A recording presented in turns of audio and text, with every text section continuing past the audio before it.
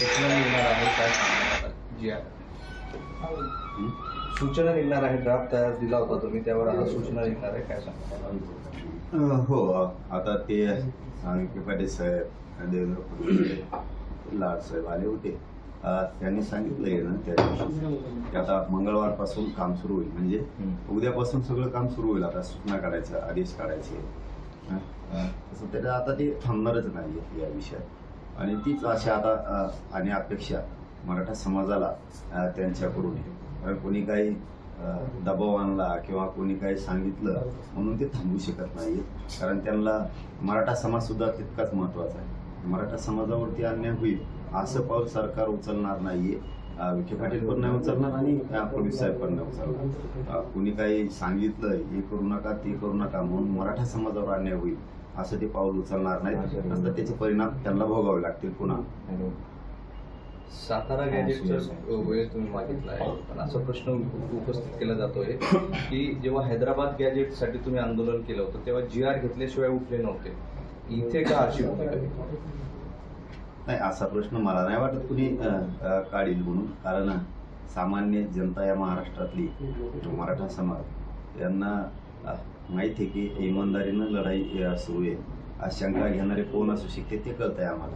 ज्यांचं कुठं काही शिजतच नाही अशीच असू शकते. मला नाही माहिती कोण आहेत ते, पण तुम्ही म्हणतायत म्हणून. परंतु मी असं कधीच हटलेलो नाही आणि एक प्रकारचा GRच घेतल्यासारखा आहे सातारा संस्थांचा सुद्धा. कारण त्यांनी सांगितलंच तसं की आम्हाला कोर्टात GR जाईल असं काही करायचं नाही आहे. कोर्टात GR गेला नाही पाहिजे, आम्हाला त्याच्यावरती अभ्यास करायचा. आम्ही अहवाल घेतला आहे आणि याच्यापेक्षा काय पाहिजे आणखी?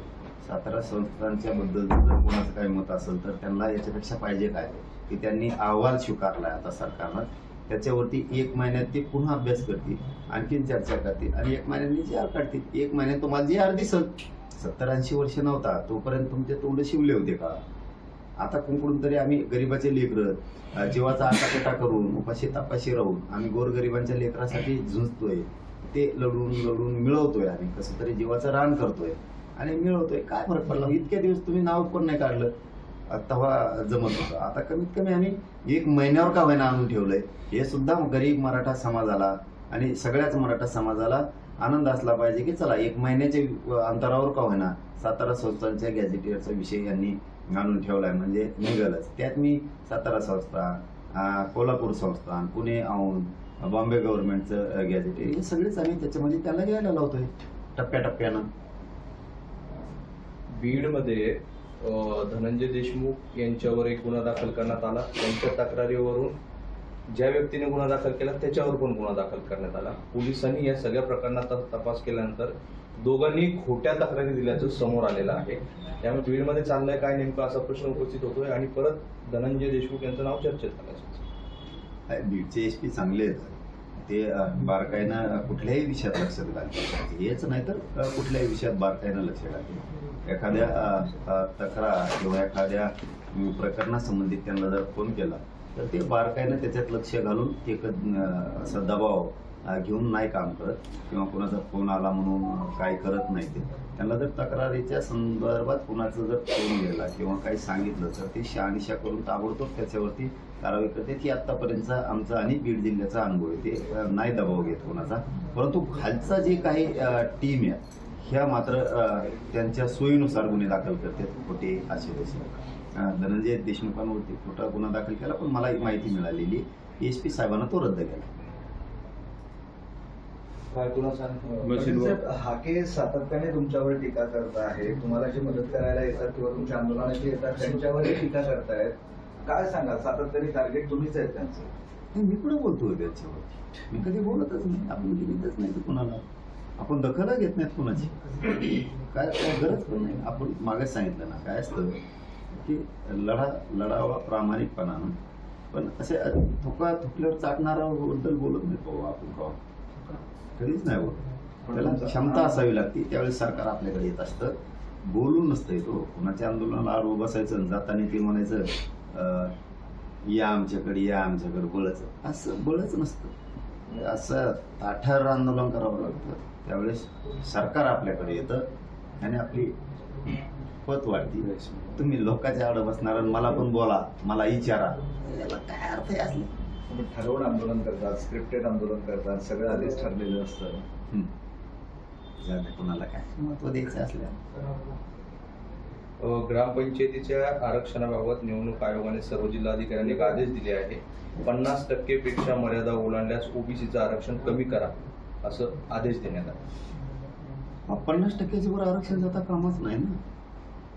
हे तर याचिकाच माननीय न्यायालयात होत्या की खूप आरक्षण जास्तीचं खाल्लं जातं, घेतलं जातं. हे पूर्वीपासून याचिका आहे. बऱ्याच बांधवांनी त्या याचिका केल्या आहेत की ओबीसी समाजाच्या लोकांना जास्तीचं आरक्षण घेतलंय. बोगसपणानं खूप काही जाती त्या आरक्षणात शिरल्या, ज्या कधी मागाससिद्ध असूच शकत नाहीत अशा पण घातल्या. यांनी मताच्या जोरावर मंत्र्यांवरती दबाव आणायचा, सरकारवरती दबाव आणायचा आणि न बसणाऱ्या बोगस जाती आरक्षणामध्ये बसवायच्या. अशा बोगस जाती खूप आहेत. जर चांगल्या प्रकारचा जर सर्वे सरकारनं केला, मला वाटतं राज्य पातळीवर आणि देश पातळीवरती ओबीसीच्या सगळ्या जाती ह्या मागास सिद्ध कशा याच्यावरती सुद्धा एखादा आयोग किंवा एखादी समिती गठीत देवेंद्र फडणवीस साहेबांनी करायला पाहिजे, शिंदे साहेबांनी करायला पाहिजे, पवार साहेबांनी पण करायला पाहिजे, ताईंनी त्यांनी की एकदा सर्वेच करूयात आपण. मागास जाती ह्या आहेत का, ह्या कशा घातल्या असतील तर त्यांच्यावरती ज्या बोगस जाती घातल्यात त्यांच्यावरती गुन्हे दाखल करून ते सगळं रिकव्हर करायला पाहिजे. त्यांच्या संपत्तीवरती जप्ती आणायला पाहिजे. 100% मला वाटतं ही सुद्धा आता मागणी मी इथून पुढच्या काळात लावूनच धरतो की ज्या जातीच मागास सिद्ध नाही आहेत तरी ह्या घातल्या कशा, याच्यावरती सुद्धा एक समिती असणं खूप गरजेचं आहे. मी मुख्यमंत्र्यांनाही आपल्या चॅनलच्या माध्यमातून आजच मागणी करतो की ओबीसी समाजात ज्या जाती घातल्या गेल्या ओबीसी आरक्षणात, याच्यासाठी एक समिती तात्काळ गठीत करा आणि त्या समितीला एक सर्वे करू द्या. जाती मागास आहेत का, नाहीत तर या घातल्या कशा, घातल्या तर त्यांच्यावरती गुन्हे दाखल करून त्यांची संपत्ती जप्त करायची. खूप बोगस जाती गेल्यात आणि बडबड मात्र त्याच करतात. बडबड आरक्षणाच्या दुसऱ्याला मिळू नये म्हणून विरोध करण्यासाठी पुढे त्याच्यात आहेत. असे खूप प्रकार आहेत. सरकारची डोळे उघडती की आपण ह्या असल्या बोगस जाती आत गेल्यामुळं ह्याच त्रासदायक सरकारला झाल्यात आणि समाजाला झाल्यात. हे खूप त्रासदायक झाले. जे मागास सिद्ध होत नाहीत ते त्रासदायक झाले. यांना पहिलं बाहेर काढा म्हणून समिती गठीत तात्काळ सरकारनं करावी. तुम्ही सातत्याने दोन्ही उपमुख्यमंत्र्यांचे नाव घेता, पण ज्या दिवशी तुम्ही पुन्हा उपोषणाला बसले होते, एकनाथ शिंदेही बोलले नाही, पवार मॅडम पण बोलले नाही, कोणीही तुमच्या उपोषणावर बोललं नाही, सगळा शब्दही काढला नाही. नाही, सरकार म्हणून बोलतोय मी, त्यांच्या बाबतीत बोलतोय. आणि काही बदल झाला असेल त्यांच्यात, मला माहित नाही. मग ते जर बोलले नसतील असं जर तुमचं म्हणणं आहे शिंदे साहेब किंवा कोणी, कोणीच बोललं नाही. पहिल्यासारखे शिंदे साहेब राहिले नसतील. पहिल्यासारखे राहिले नाही. पहिले त्यांनी वचन दिलं होतं तुम्हाला की आरक्षण 20 देणार. पहिल्यासारख्या म्हणण्याचा अर्थ असा की सर्वसामान्याच्या वेदना जाणून घ्यायच्या आणि आपण ते प्रश्न सोडवण्यासाठी झुंजायचं. पण जर आता एखादा कुणी जर दुसरं काय बोलत असेल आणि त्याच्या विचाराच्या जर ती आहारी जाणार असली आणि बदलणार असली तर होऊ शकतं. त्याचं काय सांगता येतं, कारण जसं सांगणारा काय येऊ शकतो कानात सांगायला आणि त्याच्या विचाराप्रमाणे जर ते चालायला गेले तर ते बदलू शकते. आणि त्यांच्या विचाराने चालले तर ते कधीच कोणत्याच आंदोलकाबद्दल, कोणत्याच समाजाबद्दल, कोणत्याच पक्षाबद्दल भेद नाही करणार. मग ते पहिल्यासारखे राहिले नसतील असं म्हणण्याचा माझा अर्थ. हाच बदल म्हणजे भाजपचं शिष्टमंडळ आलं, म्हणजे जे मंत्री आले ते आमदार आले ते भाजपचे होते. शिवसेनेचे 2 दिवस कुणीच आलेले नाही. म्हणजे हा तोच बदल आहे का शिंदेमध्ये, ते बदलले का? शिंदे साहेबांच्या मंत्र्यांना किंवा शिंदे साहेबांना येऊ दिलं नसेल किंवा ते आले नसतील असंही असू शकतं. पण त्यांनी बदलू नये, कोणाचं तरी ऐकून बदलू नये, त्यांच्या विचारात बदल करू नये. पूर्वीसारखे शिंदे साहेब राहिले नाहीत ही जनतेत वार्ता जाऊ नये, त्यांच्यासाठी ती डॅमेज असू शकतो. आता तारणहार एकच उरले मुख्यमंत्री देवेंद्र फडणवीस. तारणहार जनता असती बाबा, जनता तारणहार असती. मंत्र्याची, उपमुख्यमंत्र्याची, मुख्यमंत्र्याची एकूण तारणहार, एकूण तारणहार हे जनता तारणहार आहे. जनतेने ठरवलं यांना त्या पदावर ठेवायचं तर हे रोषे. जनतेने जर ठरवलं 29ला आऊट, घरी खुशाल घरी, तारणहार हे कोण. आणि हे साचून राहत असतं.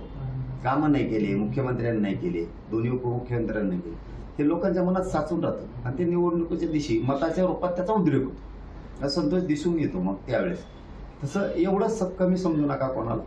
एखादा अर्धा कोणी माणूस येत असेल तुमच्याकडे, 4 जण येत असतील आणि त्याच्या आहारी जाऊन तुम्ही जर लोकांना भेटायचं बंद करणार असाल तुमची पूर्वीची पद्धती बंद करणार असाल तर हे बदल चांगला नाही.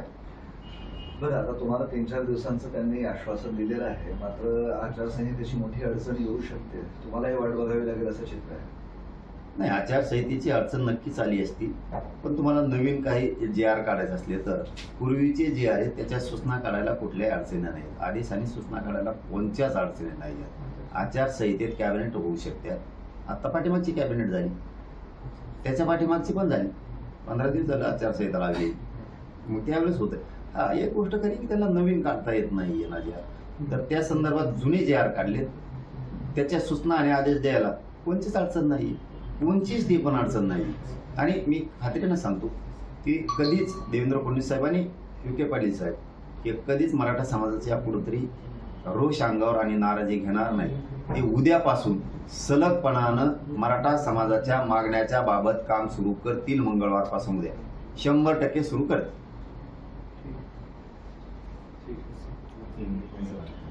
पाटील, एक बाहेरचा प्रश्न आहे.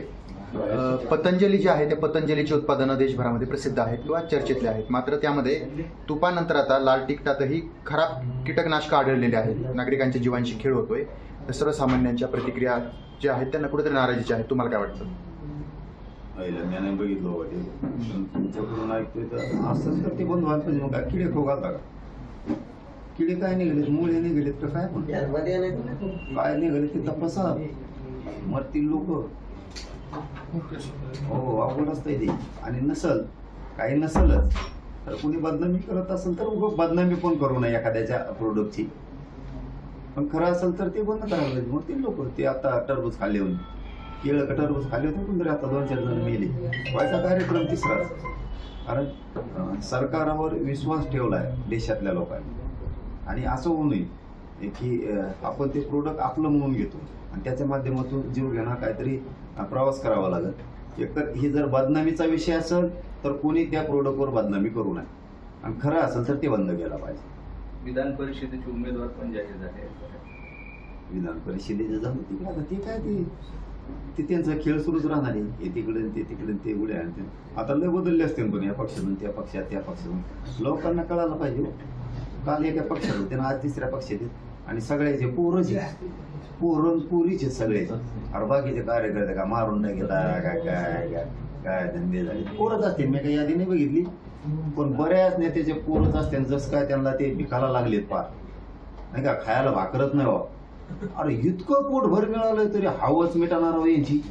पोरग झालं की पोरगी, पोरग झालं की बाप, तिघं सगळंच दिसले पाहिजेत. मंत्री, आमदार, खासदार, माझी अशी काही विधान परिषदेत काही काय राव चाबऱ्या पानं लावला. लोक शहाणे व्हावं खरंच ना. जनता आपल्या पोरांचा विचारच करत नाही. त्यांचं पोरग पाहिजे. त्यांनी एक काम करावं राव सगळ्या पक्षाच्या लोकांनी, आज आणि आजी पण आणावं एकदा खासदार आमदार म्हणून विधान परिषद. म्हणजे ते म्हातारा म्हातारी धरून तरी चलते एकामेकाला त्या विधान भवनात. म्हणजे तेवढेच राहिले, आज आणि आजीच राहिले. त्यांची इच्छा पुरी करा ना. प्रत्येक बाप राजकारणातला पोराची पुरीची इच्छा पुरी करतोय. त्याच बापानं ज्याने जन्म घातलाय त्या बापाला नाईला बी करा एकदा, म्हणजे ताणच जाईल. बाकीच्या लोकांना जागा नाही राहायचं. आपण बाकीची सोय करा रोजगार हमीवर. कार्यकर्ते जे उडी आहेत ना त्यांचे रोजगार हमीवर काम सोयी करा. त्यांना एक टिकाव खोरं घेऊन द्यावं, त्यांना मला कामाला जाता तुम्ही रोजगार हमीची. याला जोडून असाच प्रश्न आहे. तुम्ही म्हटले की सगळे घरातील तटकरेंची मुलगी मंत्री आहे, आता मुलगा शिवसेनेकडून निवडणुकीत उभा राहतो विधान परिषद. एकट्या तटकरेच काय सगळ्याच तसं असणार आहे. मी आता यादी बघितलं सांगतो, मला नुसतं तटकरेच काय सगळ्याच लफडं तसं असू शकतं. हिम आपलं पोरग द्या, हिम आपली पोरगी द्या. आणि लोकांना आणि पक्षांना पण कळायला पाहिजे राव आपण कोणाला आपल्या पक्षात तिकीट देतोय.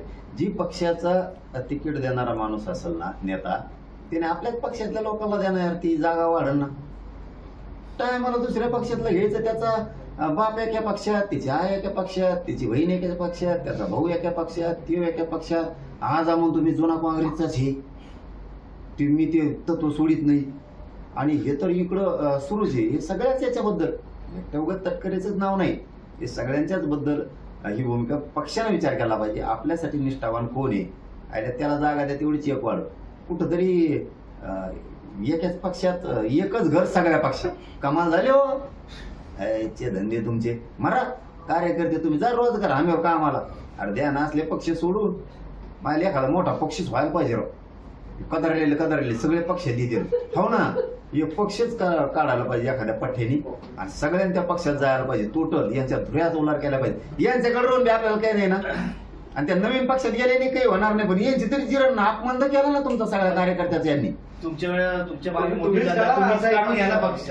बरेच एवढे. आणि तुम्हालाही मदत होईल तुमच्यावर आरक्षण. नेतृत्व गुण पण आहे. केलेच किचकट आहे ते. काय राहतात लय किचकटात, लय जेवून खाऊन नळ्यान खाऊ घाला लागतात. आणि कोणाला काही पैसे आणि पाणी लय कुठे नसते. रातभर गाड्या लावा आणि त्याला इकडे हिंडा आणि तिकडे हिंडा, ते आपल्याला नाही जुळायचं. पण एखाद्या खरं ते डोकं लावलं पाहिजे. प्रामाणिक सांगतो मी, विनोदाचा भाग नाही. एक पक्ष जर काढला ना, पक्षातले कार्यकर्ते 100% विचार करतील की आपण 20, 25, 30 वर्षे पक्षासाठी दिली, पण ह्या पक्षाने आपल्याला काहीच दिलं नाही. त्यापेक्षा या नवीन निघालेल्या पक्षाने नाही दिलं तरी चालेल, पण नाही देणाऱ्याची आपण जिरू. एक कॉक्रोच पक्ष मार्केटमध्ये आहे, त्याला तुम्ही समर्थन करणार का? नवीन तरुणाईमध्ये मोठा ट्रेंड आहे देशभरात. त्याचा फेस पाडीला येईन. त्याला त्या देशात ठेवलं तर त्याच्या घराला संरक्षण लावलं, ते इकडे यायना तिकडे येऊ द्या. त्याला लय निबार माथ्याचं लागत आहे. त्याला धवशीला का कोण धमकीचं काहीतरी आलं वाटतं त्या बिचाऱ्याला. धमकी काय देतात? थोबड हाण म्हणा त्याला. धमकी देणार भेऊ नको कोणाला. काय भ्यायचं संबंध आहे कोणाला? यांच्याच मागं पळायचं का म्हणा? यांच्या दारात कुत्र्यासारखं उभं राहायचं. आम्ही काढलंय त्या पोट्ट्याने काहीतरी येडवाकडं काय पक्षी दाटमोटीचं काहीतरी केलंय त्यांनी, तर ते त्याच्याच मागं लागले. त्याला धमकी त्याला थोबड हाणायचं, त्याला काय भ्यायचं? पण एक दमदार माणसाने एक खरंच पक्ष काढला ना, लय लोक आहेत त्यांच्यात, लय लोक आहेत.